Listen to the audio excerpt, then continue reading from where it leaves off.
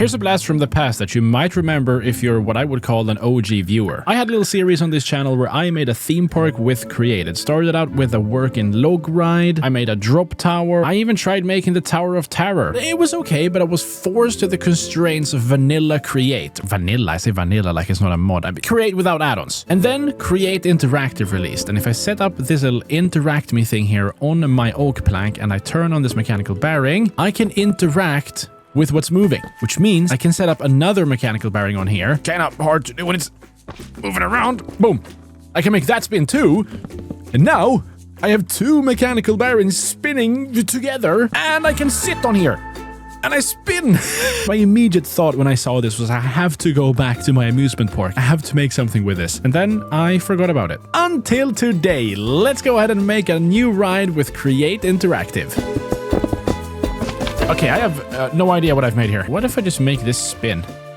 I mean, can I make this spin? Oh, I feel like this is one of those videos that's going to start with me making an amusement ride and then it's going to end up with death machines. I think it's time for some real life inspiration. How about this?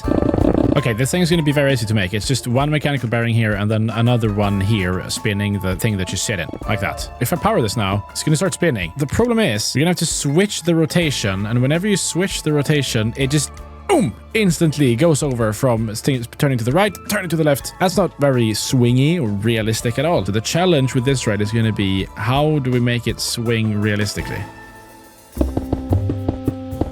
All right, I have two collections of 3 creative motors. They're all connected together and they're at different speeds. The first one is at 2, then we have 16 and 32. So right now, this is moving at 32 RPM. Actually, let me get a little speedometer out. There we go, 32 RPM. And then if I stop the one that's moving at 32 RPM, it goes to the next speed, which is 16. So now we have 16 RPM. And then when I stop 16, we go down to 2 RPM and it's moving very, very slowly. And then of course, we have the same thing for the other side, but here the rotation is reversed. So it's still 32, 16, 2, but if I do full speed here, as you can see, they're moving in different directions. Since they're moving in different directions, I cannot connect them together here. So I guess we're gonna need a clutch on either side. And when this one is on, this one is off, and vice versa. I'm gonna run out of space. So I'm just gonna set up redstone links for all of these, and then I'll wirelessly control it from down here.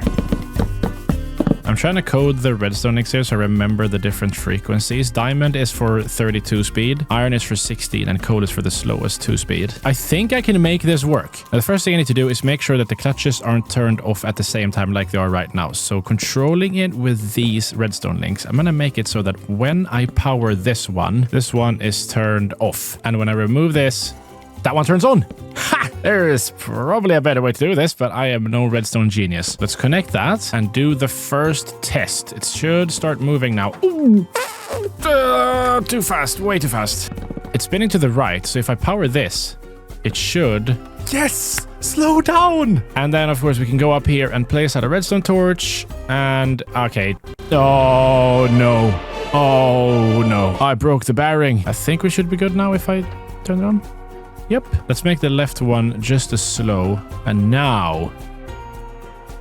Nope, it broke. All right, I've made something here. I'm gonna have a hard time explaining it if you force me to explain it. Please don't force me to explain it. It just makes it work, okay? All right, let's see. If I push this button, it breaks. The red one... I think I made it work. It works! It works! All right, that was step 1, the most basic function, being able to go left and right, changing the rotation. Now, I just need to make it so that it switches speeds. It goes up slowly and then fast down and back and forth, which is probably going to be very, very hard. This right here is a redstone contact. And if I set up another one right here, look at that. When they touch, it lights up, it sends out a redstone signal, and when it moves by, it stops. My idea here is I set up 2 redstone contacts so that when this thing is up at the top of one side, they touch, it sends out a signal that starts the whole changing speeds, moving rotation, that hopefully makes it look like it stops and starts swinging back. And then the same thing happens on this side, and it swings back and forth. But that is the idea. Let's see if I can make it work. This insane collection of repeaters and redstone links theoretically make this thing swing back and forth. Let me see if I can explain this. If this redstone touches this one here, redstone touches this all the way here. It starts off by activating this first flag, which in turn activates the diamond ore on the left side up here. Does that make sense? Probably not. I just need to remove this lever here, and we're gonna see. 3, 2, 1. Goes up. Oh, it was way too fast. Oh, it doesn't do anything that it's supposed to do. Oh, no. Oh, everything is just... Look, they're both being active. Oh, it's moving way too fast. Well, let's try again and see what happens. Turn off the lever and... No, because it's going to activate both of them. Wait, I'm actually so stupid. I forgot. Yeah, there we go. It broke itself. Okay, I just need to place the redstone contacts in different locations then. All right, I've done some tuning. I've moved around the redstone contacts. There should be no way for these to touch any other contact than the ones I have. The speed is now 12 at the highest. I'm so ready to test this. Bam. Goes up, it activates, it slows down a lot, and it rotates. Oh no, now it activates again. I forgot about that. I forgot about the fact that it would... Yeah, now it broke. Oh, we almost did it. But yeah, of course, it's going to touch the redstone contact twice because it's still going to be there. Wait, actually, but no, we can use that. I just get rid of the second redstone contact. I'll have just one and do it like this instead. Let me set this up real quick.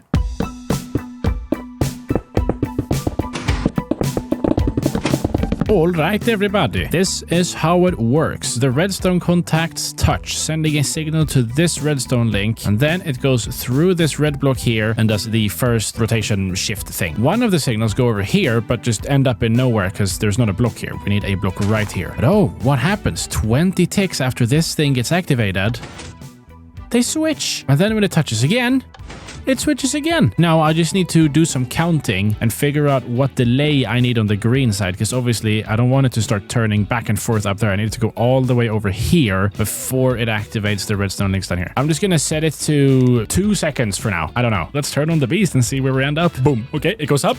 It activates. What? It didn't do anything? Wait, is this not a receiver? Oh, this isn't a receiver. Okay, well, that explains it. Let's do receiver. Okay, here we go. Now when they touch, we should see it slow down even more, and then turn around and go back down. Yes, and then it activates again, and in 2 seconds, it should slow down even more, and then switch. Yes! It's a bit too slow, though. I don't want it to be that slow for that long. But it's working. Look at it go back and forth. You know what? I'm going to leave it like this for now. I might make it a bit smoother further on, but for now, I want to set up the seats. Oh no. Big problem alert. This looks really nice, but I was going to place out seats.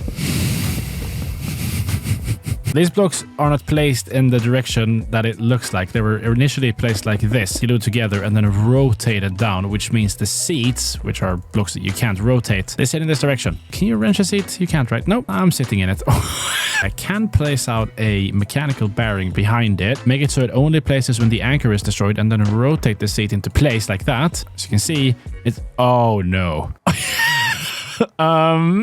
What? If I break this bearing, it's gonna place out all of the blocks. That should put them in the correct orientation. But I do have a bunch of copycat blocks, so that might break. Let's just break it. There we're good. Everything's placed. Now, when I get my seats out... Yeah! One final thing here. I have a bearing in here, because I want to make this part spin around as well. I'll power it... Oh, it works. All right, let me see a swing. Yes. I think the last speed, like the slowest speed, I should just remove that. It will look a lot better if it goes slow and then turns around, because it looks like it just stops midair now. At the last one, it's way too slow. I'm going to try making it a bit faster, but if it looks bad, I'll just completely remove it. Let's see. Okay. I was just about to finish this video, and then I had a call with Rage. I showed him the thing, and he said, "Oh, you're doing this with base create. Just create no add-ons." I said, "No, I've got add-ons." And he said, "Well, why don't you just use the physics bearing?" I could have used the fizz bearing. I think the build is more impressive like this, but obviously I have to try it out now, right? Bam, a complete copy of the ride. And this time, I guess I could just get rid of all of this. Wow. How did I not think of this? I went on and on about having add-ons and having physics, and then I didn't use it. Before I do anything else, I just want to place out a fizz bearing here and see how this works, because I think I have to like change settings on here. Oh no. Oh, it's just this block. Yay. Goodbye. Wait, seeing the block fly by this thing made me think, can I like bat this. Oh! All right, let's try that again. Now, the entire thing is a physics object and it's falling down. Can this thing not hold it up? What happens if I try to swing it? Nothing. Is this too heavy? No matter what I do, this thing is not moving. Well, you know what that means. My design was better than the fist bearing. Oh, wow. I'm so proud and happy. What the hell? What happened to it? What is just gone? What? Right, this is the last time I'm playing this game. Thank you for watching and fuff off. How does it just disappear?